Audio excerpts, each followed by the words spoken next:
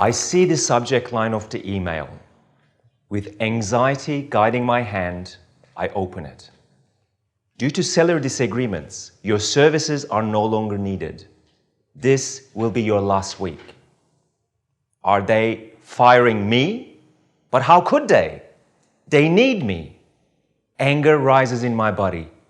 Why would they be firing me? This journey started 2 years ago. In 2021, I moved to Bali as a lecturer in leadership and coaching in an international university. I am lit up. My team and I create off-the-charts curriculum impacting the minds and souls of the young leaders. We hold psychologically safe environments where our students can be real and speak their truth. We sit in sharing circles, have difficult conversations, connecting deeply and supporting each other for our greatness. There's trust, respect, and empathy. I feel alive as the teacher and coach. Lit up from inside out, my soul is on fire. Outside of the classroom, things are different. Many of us, including me, are not happy with the leadership. To be more straight, we're angry. We don't feel seen, understood, or important. What we did feel is railroaded, undervalued, and unappreciated. We would spend a lot of time having backdoor conversations, venting sessions, and gossiping. In fact, gossip is the national sport in our workplace. And I join in. Guess what, you guys? I shout to everyone as I enter the office. They turn to look at me. You know how we're supposed to give the best service to our students? Well, when it comes to us, the dean said we need to lower our standards, referencing a conversation I had with the dean about increased rent prices and the need for a rent allowance. They all laugh. I feel that I've stuck it to the man. I put him in his place. I have power over him. But that feeling soon turns out into a pit in my stomach. Who is this man I am becoming? Something inside of me was dying. I noticed myself flip-flopping between people-pleasing and passive-aggressive behavior. I know gossiping is wrong, but it feels so good, like a sense of revenge. I feel the relief of releasing some built-up tension each time I gossip, get a laugh, and tell one on the leadership team. But here's the thing. I teach the importance of psychological safety to my students, but I myself am working in a space that is not psychologically safe. I'm allowing myself to be treated in ways that are not appropriate and abandoning myself, my needs, and desires. I'm contributing to the toxic environment myself. The dictatorship-like behavior at the top is pushing many people to go. It is easy to point a finger to the people on the top.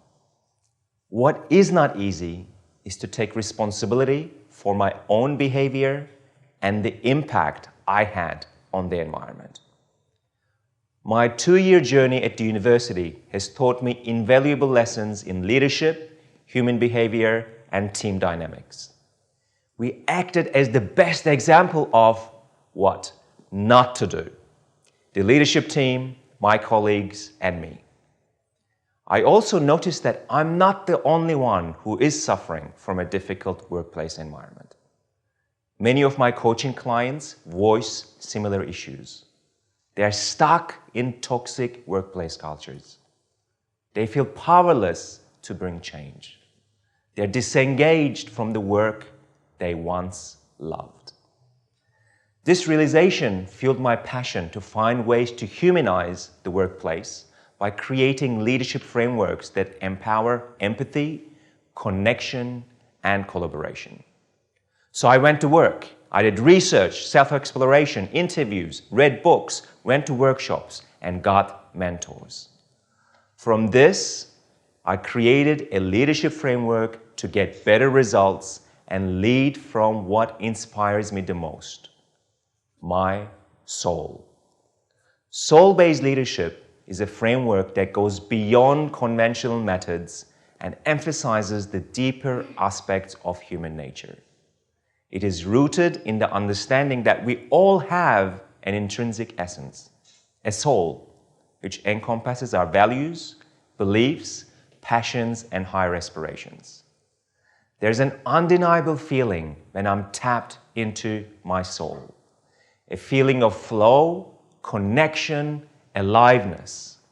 No manipulation, make wrong, and nothing to fight against.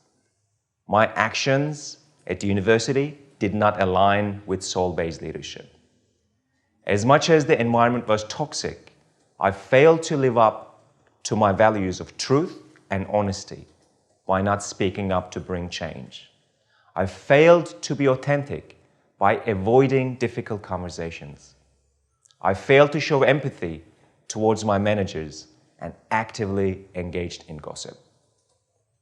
Tapping into this beautiful essence, this soul space that is within all of us, allows me to level up my actions, be responsible for my impact, be the man I want to be. I know this man.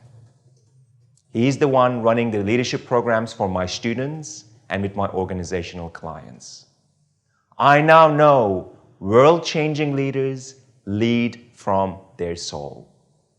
Soul-based leadership will give you access to your true essence, and it dramatically impacts your leadership. So what is soul-based leadership? What does it stand for? S stands for self-awareness.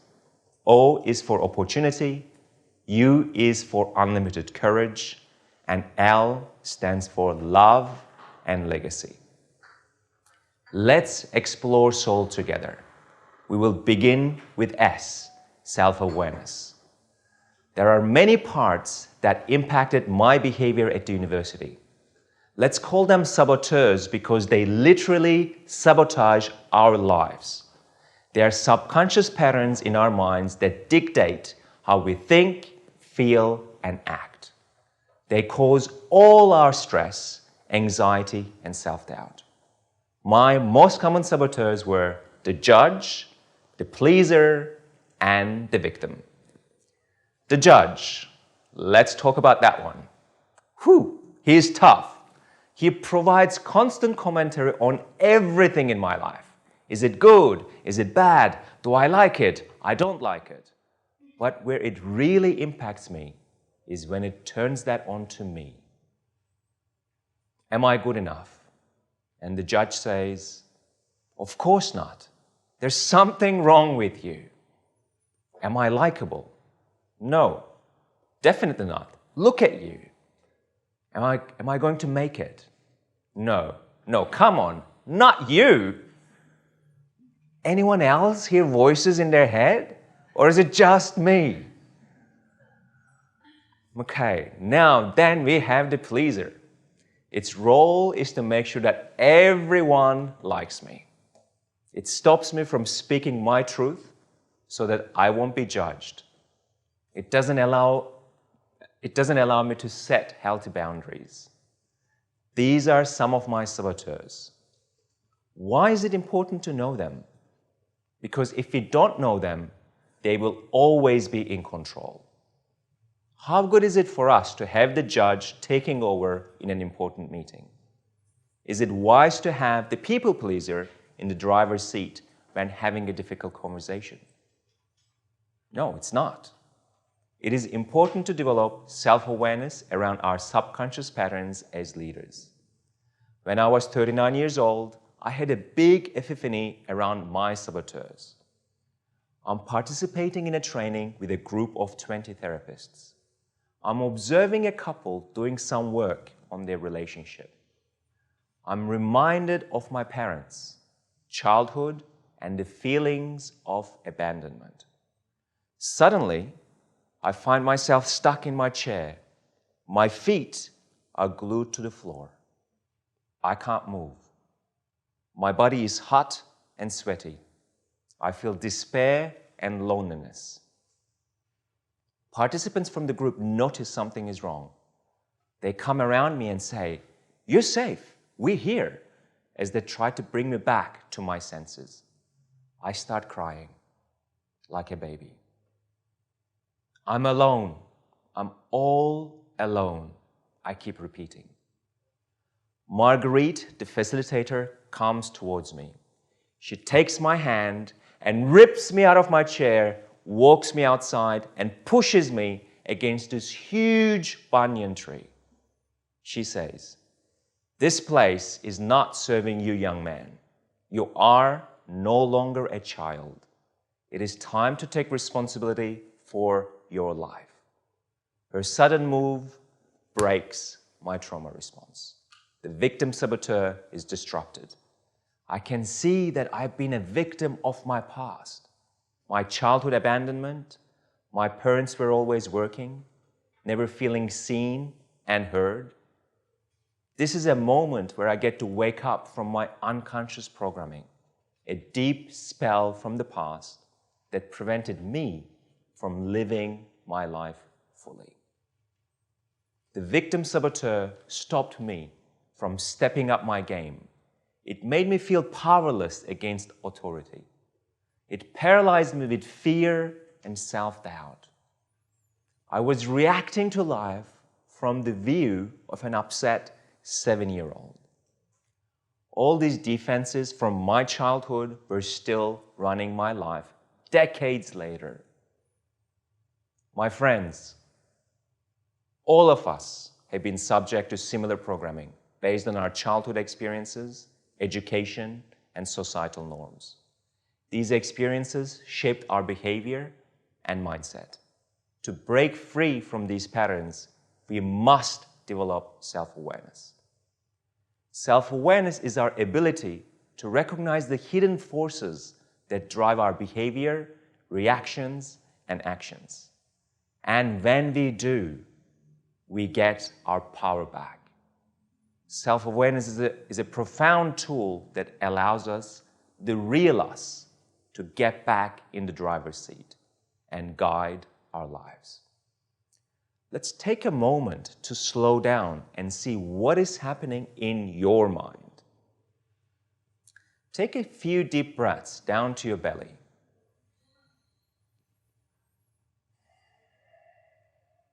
Gently closing your eyes if that feels comfortable for you.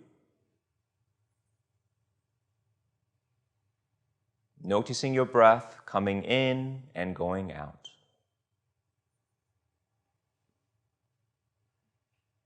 Becoming aware of your thoughts as they come and go.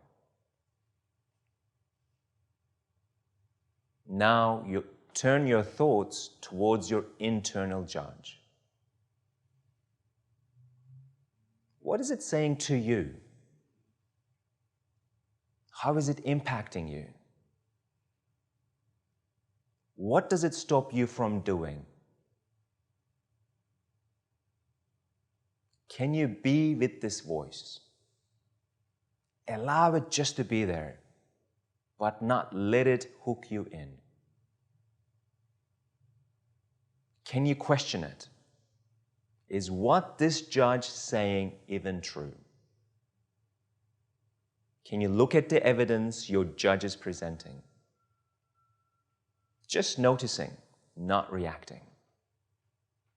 Observing your thoughts like clouds in the sky, letting them come and go without being attached. Gently coming back to your breath each time you feel hooked to your thinking.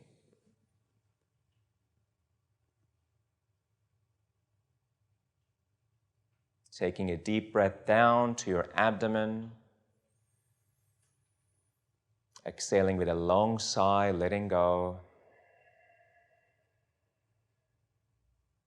Bringing your attention back and opening your eyes when you're ready.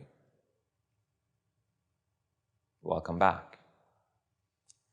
This is one way we can start developing self-awareness through mindfulness practices and self-inquiry. As you become highly self-aware, you're able to objectively evaluate yourself, manage your emotions, align your behavior with your values, understand how others perceive you.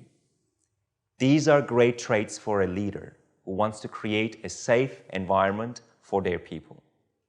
Leaders who are trapped in their saboteurs will not be as effective as they can be and can even cause great harm. Because if you're not aware of your saboteurs, you can't see clearly what is happening in the present moment. You can overreact, behave inappropriately, and impact your team, company, and results in a negative way. When you become self-aware, you can break the pattern of the past. This is liberation. So, what happened to my saboteurs, you may ask? They still come up from time to time. I'm still a work in progress. And some days still get messy. But now I have more clarity on them. I'm able to make conscious choices instead of reacting blindly to my impulses. The key for me is to keep committed to do the work. This commitment for growth is what fuels my change. Let's speak to the O for opportunity. One of the biggest rewards of self-awareness is the ability to think with innovation because we are no longer bound by our past patterns. Those ingrained ways of thinking, acting, and behaving are disrupted. This unlocks new possibilities of thinking and action, allowing us to turn challenges into opportunities.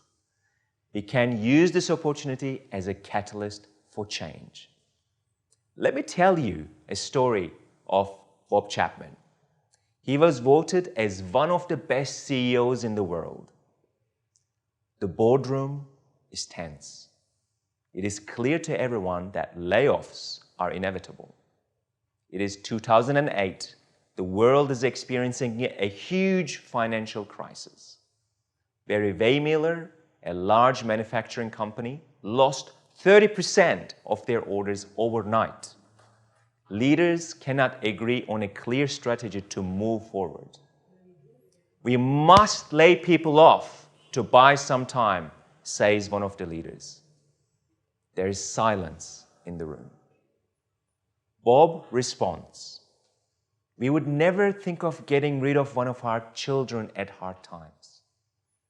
He sees this as an opportunity to bring his team together in this difficult challenge. Instead of layoffs, they introduce a mandatory furlough program. Every employee is to take 4-week unpaid leave. It is better that we all suffer a little so that none of us have to suffer a lot, says Bob. This protection Bob offers makes a massive impact. His actions, rooted in love and compassion, inspired this in others. People come together completely on their own to help each other. The ones who could afford the time off trade with those who could afford it less. An overwhelming sense of gratitude, collaboration, and unity is felt during the times of crisis. This collaborative behavior did not happen overnight. It was intentionally crafted by Bob step by step since he became the CEO. Bob injected empathy into the company and made trust the new standard. He made sure that everyone is treated equally, no matter their title. To earn trust, you must extend trust, is his motto. What is the impact of Bob's leadership? Because people felt cared for, they cared about the company and each other. This allowed them to fully engage, and the organization began to thrive. The revenue increased from $55 million to $95 million organically. Instead of leading from fear, Bob led from courage. In the theory of conscious leadership, Bob was leading above the line. When we're above the line, we're open, curious, committed to learning. When we're below the line, we're closed, defensive, committed to being right. When we're above the line, we believe we're surrounded by allies, we listen deeply, question unarguably, and live a life of play. When we're below the line, we believe our story is right. We find fault and blame others. We gossip, rationalize, and avoid or pursue conflict for the sense of winning. I was clearly below the line at the university. My saboteurs were definitely running the show, and the impact was huge. Pause for a moment and ask yourself these reflective questions. Where am I in this moment? Am I above the line or below the line? What is one challenge in my leadership? How can I turn this into an opportunity? One of my mentors, Dr. Wayne Dyer, says, when you change the way you look at things, the things you look at change. Opportunities are endless, my friends, if we choose to see them. The you in the soul is for unlimited courage. Self-awareness and noticing opportunities are necessary start to leading from the soul, but they're not enough. The soul demands unlimited courage. We must find the courage within us, even if we have to go against the norm, reshift our mindsets, challenge the status quo while facing the storms of resistance, both internally and externally. Unlimited courage is the trait of feeling the fear and doing it anyway. At the university, I was stopped by my fear of rejection and did not act courageously in the face of adversity. Leaders like Bob Chapman had the courage to go against the norm despite the crisis, because his values were on the forefront of his actions. Developing unlimited courage is a journey of itself, which reminds me of a fable of an eagle who lived amongst the chickens. Once upon a time, a farmer found an abandoned eagle egg in an empty nest. He could not see the mother eagle or any other siblings. He decided to take the egg and put it into his chicken coop. A short time later, the egg hatched and a tiny baby eagle was born. Being surrounded by many chickens as guides, the eagle started to act like a chicken. Years passed, and the story about an eagle who acted like a chicken spread in the villages. One day, a zoologist heard about this story and visited the farm. He was shocked to see this majestic eagle acting like a chicken on the ground, eating worms and being immersed in dirt. He took the eagle and said, "You are an eagle. You are the master of the sky. Spread your wings and fly." As he released the eagle from a certain height, the eagle landed on the ground and kept acting like a chicken. Being puzzled by this behavior, the zoologist came back the next day. The eagle thought, "Oh no, here we go again. That crazy guy who thinks I can fly." This time, the zoologist took the eagle into the highest mountains, far away from its natural environment.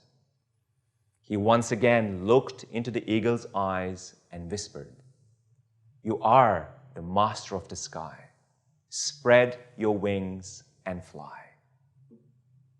The eagle found the courage in its heart, took a leap of faith into the unknown, and jumped.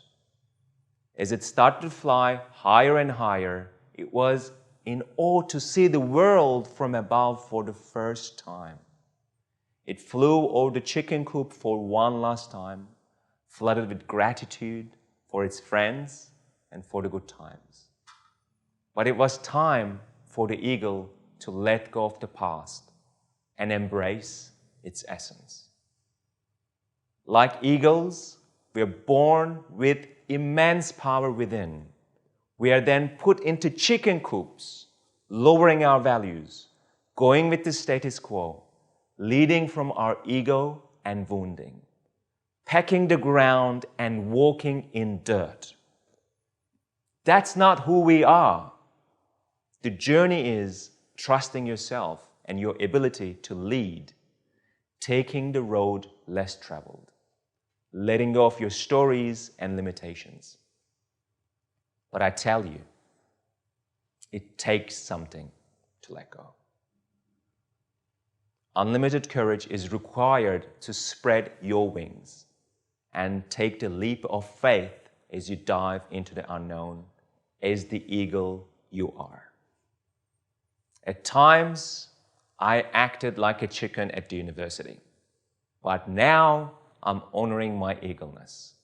Leaving my role behind was the perfect opportunity to step into an exciting journey of growth and higher purpose to support you do the same. Let's move on to the L of soul leadership, love and legacy. How about some love in the workplace? No, not that kind of love. I don't want you to get fired. Love in the soul model is a sense of kinship and service for the greater good. Let me tell you a story of my mom's love. My mother was full of life and joy. Her main passion was to care for others. She was a primary school teacher, instrumental in the education of many young minds. She had many friends. Her phone would rarely stop ringing. My mother was ambitious. She had many goals in life and always wanted to provide the best for her children. Now, as a typical Turkish mother, she was controlling, wanting to make sure that her children did the best they could. She wanted to influence how I studied and whom I dated, a challenge in my teenage years.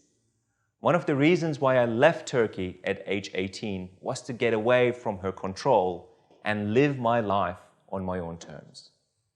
Despite being far away from her, she was always there to support me when I needed.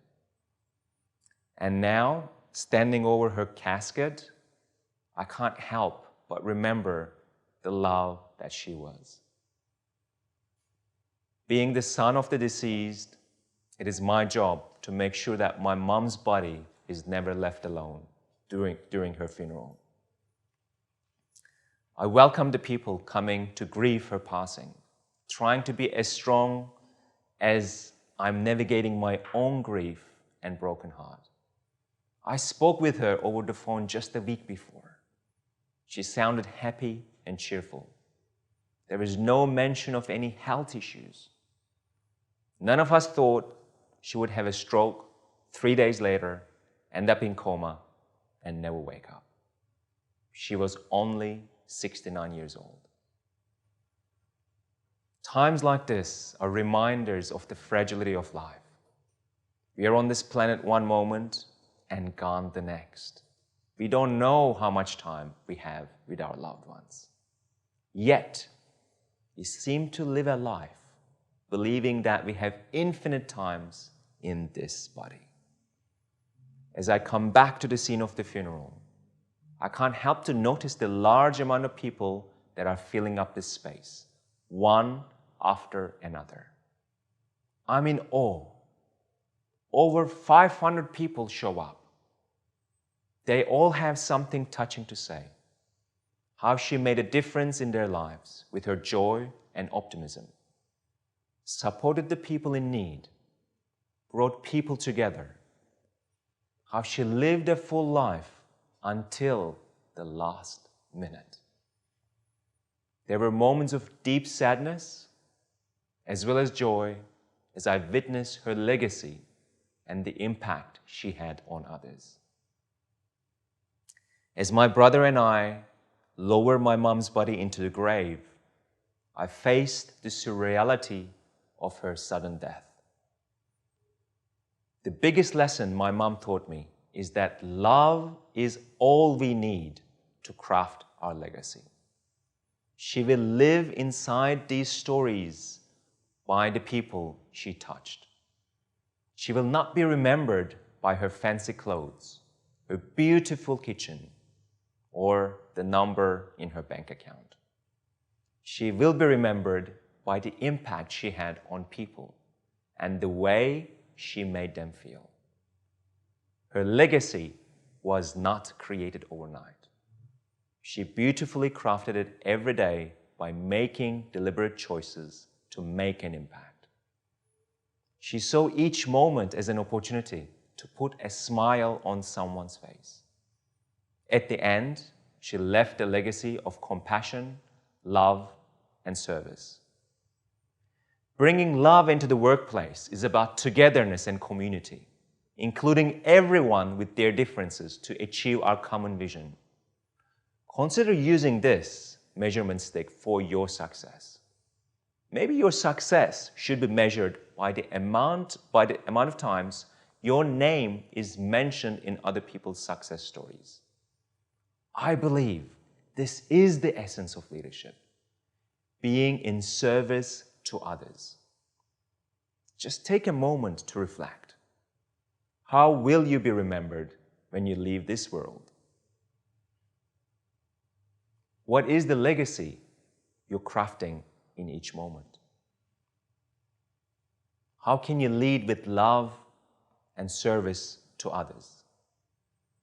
I thank my mom for gifting me life and teaching me how to live it. In conclusion, my friends, here's a quick summary of the soul-based leadership. S for self-awareness, O for opportunity, U for unlimited courage, L for love and legacy. And we do this in service to others. Here's a short story about soul in action. I'm reading the writings of one of my coaching clients. We are on the first step of soul framework, self-awareness. He shares how his overachieving saboteur is causing him to miss life, the life he really wants. He is a well-established leader in his late 50s. He becomes aware of the cost of his overachieving saboteur. His health is suffering, his relationships are rocky, he feels constant frustration with his leadership team.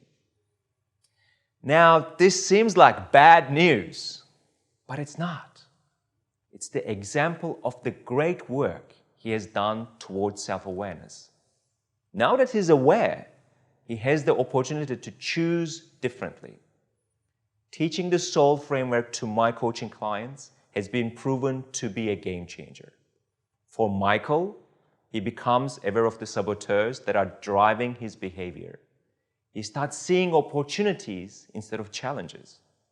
He finds the unlimited courage to admit past mistakes and make amends. He takes bold actions and initiates difficult conversations with his leadership team. He starts leading with compassion, accountability, and integrity. He commits to becoming the best leader he can be. Soul leadership framework is how I live my life today. It is not easy to spread your wings into the unknown, but the time of the eagle has come. Living a chicken life is not what you're made of. You're made to soar to great heights, to lead from that deep soul space within. This is why I'm here in front of you today, to remind you that your soul has got your back.